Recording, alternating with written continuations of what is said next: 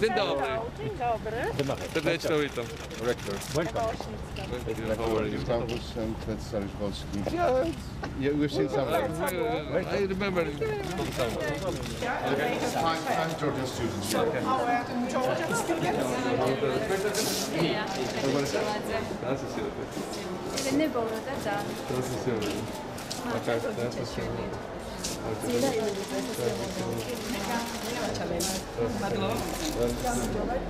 And representatives of the students. How are you? Yeah, we were trying to organize exactly the same college in Batumi, in Georgia. Unfortunately.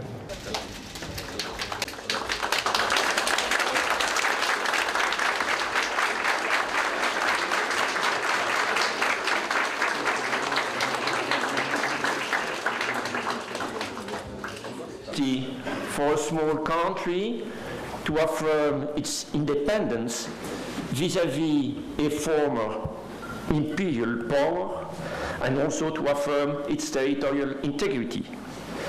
You also symbolize the fact that achieving democracy is always, everywhere, a work in progress and is something for which one needs at times to struggle for.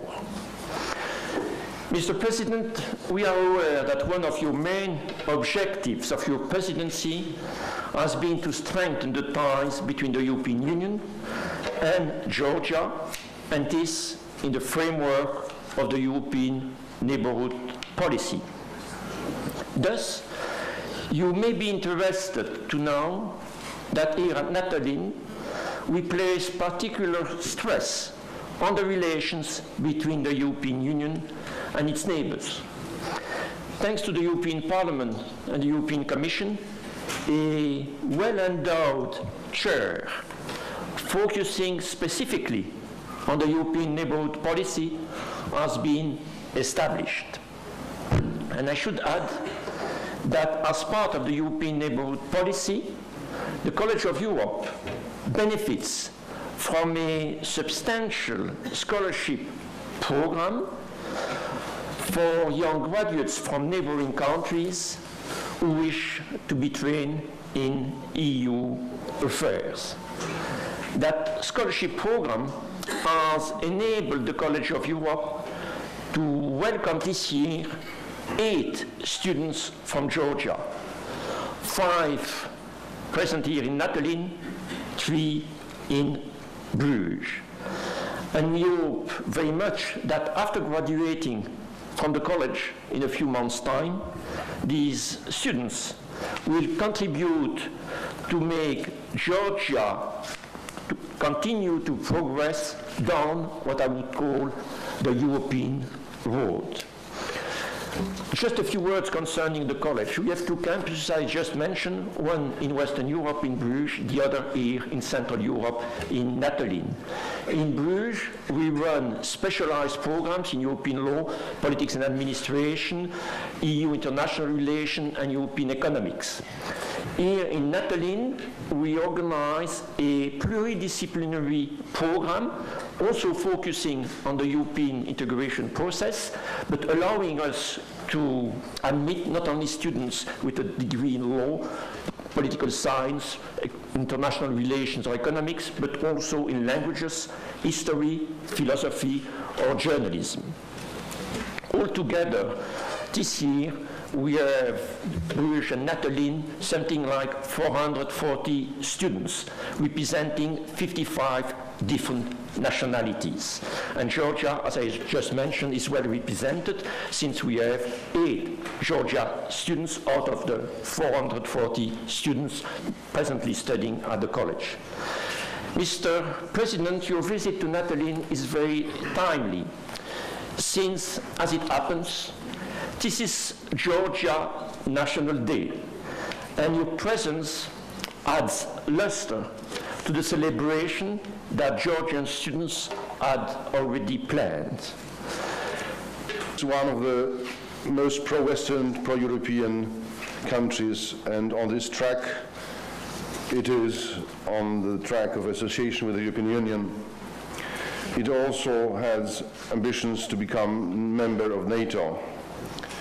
It has been a champion in the region in terms of democratic reforms and in terms of economic indicators which could prove that the country develops in a model way and as an example for all its Eastern partners. The current political situation evokes quite some worries as to the continuity of the process. Brussels is looking with a lot of attention and criticism. The current association agreement is expected to be signed at the Vilnius Eastern Partnership Summit, but this might not happen if negative trends continue. The European Union will not be able to enter into the association and DCFTA agreement with Georgia that comes along if its partner continues under present government to break the fundamental principles of EU and does not respect the conditions. Let me also mention that President Saakashvili, since years, is a great friend of this country, of Poland, its fight for freedom and Solidarność movement. Let me say a few words about the life of our esteemed guest. Mikheil Saakashvili, he was born in Tbilisi in 1967. He graduated from prestigious Kyiv University Institute of International Relations. He moved to the United States to attend Columbia University in New York, where he got the LLM. He attended the same university as our rector, Paul Desmarais, although with a little bit of time between those two events. He received a master's degree in law in 1995. Then he studied law at the doctoral level at the George Washington University National Center of Law in Washington, D.C. In 1995, he was admitted to the New York Bar and practiced commercial law in the United States. In 1995, he became the first former Soviet citizen to obtain prestigious diploma of comparative law of human rights from Strasbourg Human Rights International Institute, where, by the way, he met his last wife. Nous avons appris quand on était ensemble, nous-mêmes avec le président, à Strasbourg. As a member of Human Rights Committee of Georgia, he secured prisoner exchange agreements between Georgians and Abkhaz, and also between Armenians and Azeris, captured in the fighting for Nagorno-Karabakh. In 1992, at the Norwegian Institute of Human Rights, he organized a conference between Georgians and South Ossetians, which led to the first signed ceasefire agreement. In 1995, President Saakashvili, then not president, was elected to the Georgian parliament. He became First Minister of Justice. He had to confront and investigate post-Soviet Georgian corruption at the highest levels. Despite threats of reprisal and personal danger, he relentlessly exposed the wrongdoing and went public with hard evidence of governmental corruption by senior officials. His drastic judicial reforms improved the country's judicial system. As a result of the falsified 2003 parliamentary election results, Mikheil Saakashvili and the late Member of Parliament Zvania united to reject the election results and called on the public to protest, beginning what we call today a Rose Revolution. The revolution culminated in Saakashvili peacefully leading a selected group of courageous visionaries through the doors of the parliament, the images which many of us have still before our eyes. Lifting up his hands to show that he was unarmed, Saakashvili held a single red rose. On November 2003, Shevardnadze resigned as president of Georgia, and on January 2004, the people of Georgia elected Mr. Saakashvili as their president with 96% of the votes. At 37 years old, Saakashvili became the youngest national president in Europe. Now, in 2013, is the 9th year of his service to his people as president of Georgia. On January 2005, Hillary Clinton and John McCain nominated Georgian President Saakashvili for the Nobel Prize, praising his, I quote, extraordinary commitment to peace, to the universal values of democracy, individual liberty and civil rights, saying that, quote, because of Saakashvili's efforts, the people of Georgia are now constructing new society based on the rule of law, resolving peacefully the complex ethnic and social issues that have in the past threatened to divide their nations. Misha, as friends used to call him, was elected for his second term on January 2008 by 53% of votes. As the President of Georgia, he fought against corruption in all forms and manifestations without compromise. After the Rose Revolution, Russia, Georgia's primary economic partner, boycotted all Georgian imports. When some would have accepted economic defeat, President Saakashvili reached out to the new global markets. At the time when Georgia's economy should have collapsed, President Saakashvili and his administration expanded the Georgian economy into new, innovative and international markets. The outcome has been a rapidly developing, uncorrupt and modernized Georgia, a miracle in this part of the world, which has become an inspiration for the entire region.